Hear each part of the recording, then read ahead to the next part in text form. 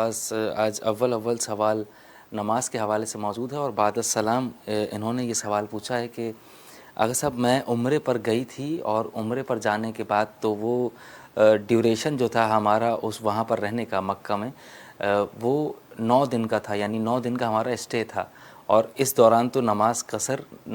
ہوتی ہے کہ 10 دن سے زیادہ اگر رکنا نہ ہو تو نماز قصر ہو جاتی ہے، لیکن 9 دن کا کہا گیا تھا، لیکن ہم وہاں پر 13 دن تک قیام پذیر رہے، یعنی 10 دن سے زیادہ، اور تمام تر نمازیں جو وہاں ادا کیں وہ قصر کی نیت سے ادا کیں اور مختصر کر کے ادا کیں۔ تو اب جب کہ ہم اس 9 دن سے زیادہ رکے ہیں، 10 دن سے زیادہ رکے ہیں، تو جو قصر نمازیں میں نے ادا کی ہیں کیا وہ ادا شمار ہوں گی یا وہ دوبارہ سے نماز پڑھنی پڑے گی؟ اور اب تو میں گھر آ گئی ہوں، اب دوبارہ نماز پڑھنا اگر وہ ضائع ہو گئیں تو وہ ثواب تو نہیں حاصل ہو سکتا، تو اس مسئلے کی وضاحت فرما دیجیے گا۔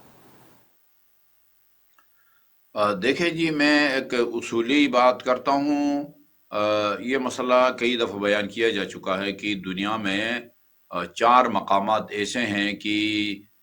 جہاں ایک مسافر دوسرے ملک سے جاتا ہے اور وہاں وہ 10 دن نہ بھی رہے، 9 دن رہے، 8 دن رہے، تو اس جگہ اس کو اختیار ہے، چاہے تو نماز پوری پڑھے چاہے قصر پڑھے۔ ایک مکہ معظمہ ہے، ایک مدینہ منورہ ہے، ایک کوفہ ہے، اور ایک امام حسین کے زری کے نیچے جس کو حائر کہا جاتا ہے۔ ان مقامات پر اگر کنفرم آپ کو یقین ہے کہ آج کے بعد میں نے 10 دن رہنا ہے تو لازمی طور پر آپ نماز پوری پڑھیں گے، اور اگر یقین نہ ہو تو پھر ان 4 مقامات پر آپ کو اختیار ہے، آپ چاہے تو نماز پوری پڑھیں اور چاہے تو نماز جو ہے نا وہ قصر پڑھیں، اور یہ بھی کر سکتے ہیں کہ آپ مثلا ظہر پوری پڑھیں، عصر قصر پڑھیں، یا اس کا الٹ پڑھیں۔ ظاہر ہے اور مغرب تو 3 رکعت ہی آپ نے پڑھنی ہے، گھر بھی اور سفر کی بھی حالت میں بھی۔ تو یہ مد نظر رہے آپ کا مسئلہ۔ تو 9 دن کا پروگرام تھا، اور آپ کا جو ہے نا وہ 10 دن رہنے کا یقین نہ ہو، اور آج کل میں جو ہے نا وہ 10 دن سے زیادہ گزر جائیں، تو یہ آج کل میں غیر یقینی صورتحال میں یعنی 30 دن تک آپ کو قصر پڑھنے کی جو ہے نا کا حکم ہے۔ 30 دن گزر جانے کے بعد لازمی طور پر آپ نے نماز کو پوری پڑھنا ہے۔ تو یہ جو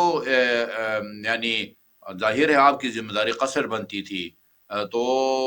لیکن مکہ معظمہ میں ہونے کی وجہ سے آپ نماز پوری بھی پڑھ سکتے ہیں۔ تو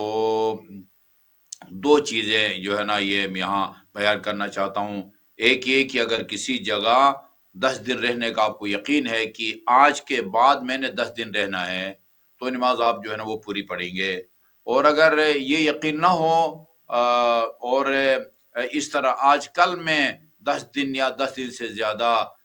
آپ کو رہنا پڑے، تو 30 دن تک اس غیر یقینی صورتحال میں آپ کو جو ہے نا وہ نماز قصر پڑھیں گے۔ باقی جس کی شرعی ذمہ داری قصر ہے، ادھر مکہ اور مدینہ دونوں مقدس شہروں میں آپ کو اختیار دیا جاتا ہے، چاہے تو آپ نماز پوری پڑھیں یا قصر پڑھیں، وہ چاہے جدید مکہ اور مدینہ ہو یا قدیم مکہ اور مدینہ ہو۔ البتہ بعض فقہا گزرے ہیں، آیت اللہ خوئی رضوان اللہ تعالی علیہ، وہ فرماتے تھے کہ صرف مکہ قدیم اور مکہ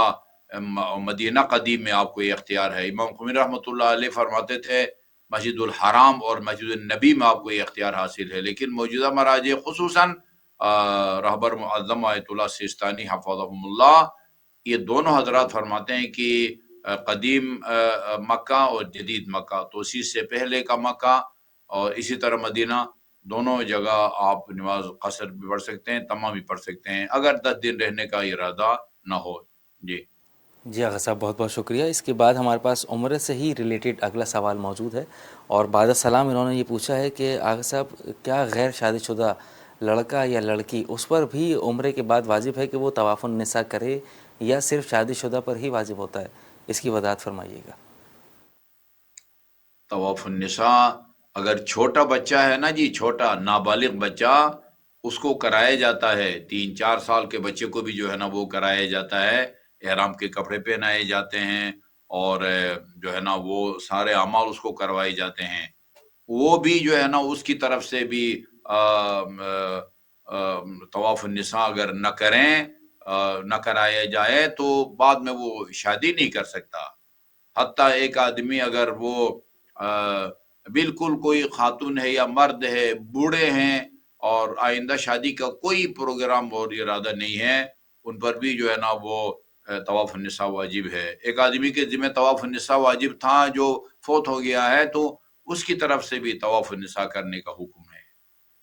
اگر